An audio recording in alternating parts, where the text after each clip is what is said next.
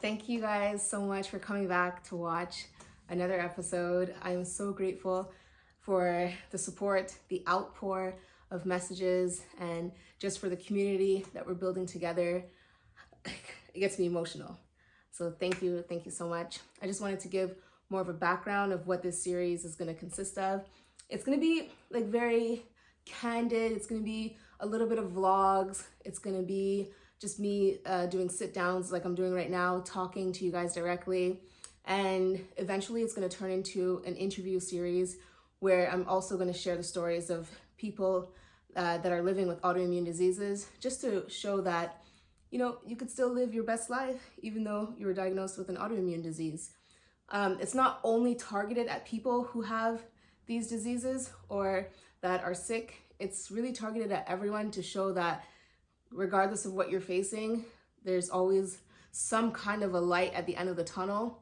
It's really I really hope to inspire people and give them a sense of hope that yes, adversity is going to come and try to kick us in the ass, but we're going to find the silver lining and we're going to manage to eventually get through whatever we're faced with.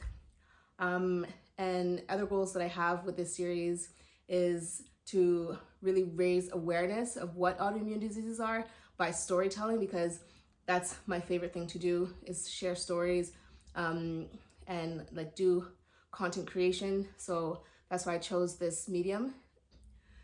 Down the line, what I really hope to do is raise funds for more research to be done on people of color that are faced with autoimmune diseases, because especially the last time I was in the hospital, I was doing my own set of research with all the terms that the doctors were giving me, and most of the research that I saw weren't done on people that look like me.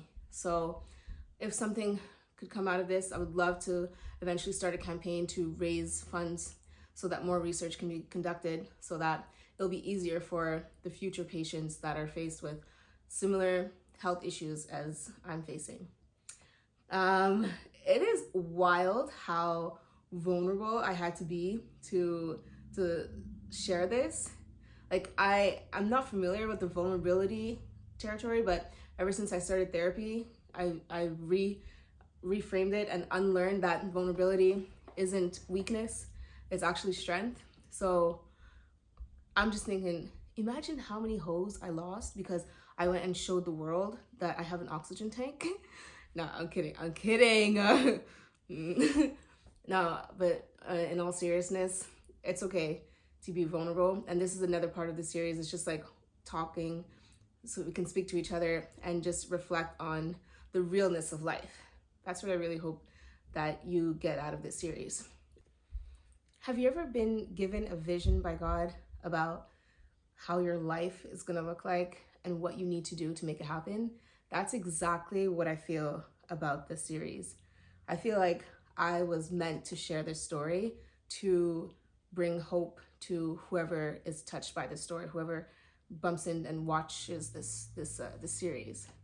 And I know, like, I feel it, that this is really it's going to go really far and it's going to blow up. And you've heard it here first. Eventually, I'm going to be interviewing the likes such as Kim Kardashian, who has psoriasis. That's an autoimmune disease. Nick Jonas, one of the Jonas brothers, he has type 1 diabetes. Yes, diabetes is classified under autoimmune diseases. Venus Williams, who has Sjogren's syndrome. And my ultimate would definitely be Selena Gomez. She has lupus and she's already started sharing her story.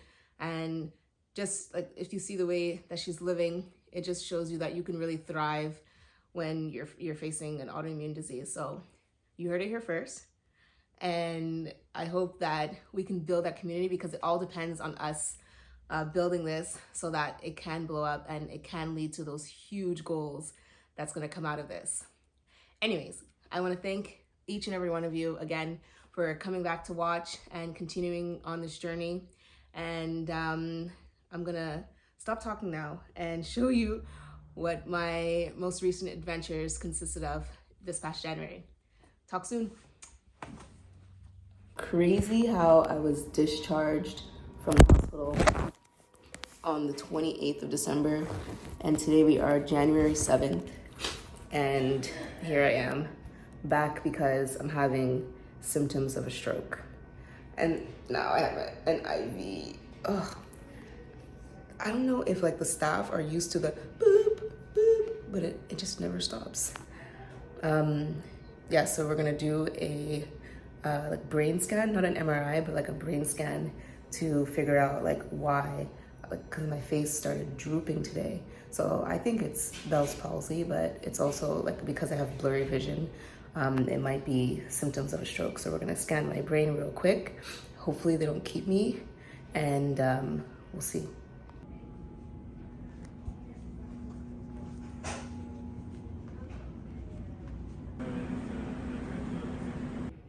I just finished Nali's diary, and I've been waiting and waiting for a chance to read it, and I guess God sent me here tonight so that I can get through her entire diary. And on my end for now, I'm on an IV. I hate IVs. And I'm getting hydrated to get the contrast, the fluid that they put in you when you do like a CT scan. It has to be like flushed through, so you have to drink a lot of water and then like stay hydrated. And I'm waiting for the results. At least I'm not in like the waiting room. I'm in like kind of one of the offices or whatever, because there's a lot of people coughing out there. So, and they said that it's likely secondary to the connective tissue that you have. The autoimmune disease that's not diagnosed, so thinking it's like lupus, then my lungs. Scleroderma or all of things. But Dr. Kalash is taking care of that, and Dr. Panopoulos, if I'm not mistaken. Exactly. Perfect.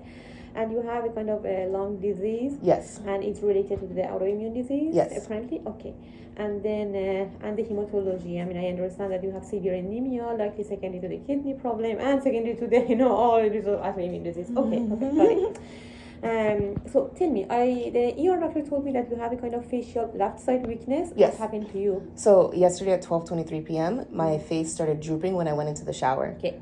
For a clot, a few seconds like that would be unusual. It's usually a few minutes. You know? Oh, whoa. Yeah, usually it's like 5-10 minutes and then it goes away. No way. So I think the duration alone is unlikely, but because you have the risk, we should be more alert. Yeah. That's all I would say, and I'm going to give you a prescription because the treatment is, hey, take an aspirin, chew on it, and then come back to the hospital if it happens again. Okay. And then we'll just have you see the stroke prevention clinic just to kind of have a look at your risk factors and see if there's anything else they would recommend, and also to reassure you because I'm not a stroke specialist, they are. So spoke to the neurologist, and my head scans came back with nothing abnormal, so that's really good news. That means there's no blood clot, and we don't know why my face started drooping. The left side of my face started drooping. I thought it was Bell's palsy, but she said she's gonna write me a prescription for aspirin, and if it happens again, chew an aspirin and come back to emergency. That's good news. Good news. I'm gonna be, after 15 hours in the hospital, I'm going home. Yes. Good morning. Today, it is so cold. Just warming up my car. Today is a big day because it is day 1 of my treatment on rituximab.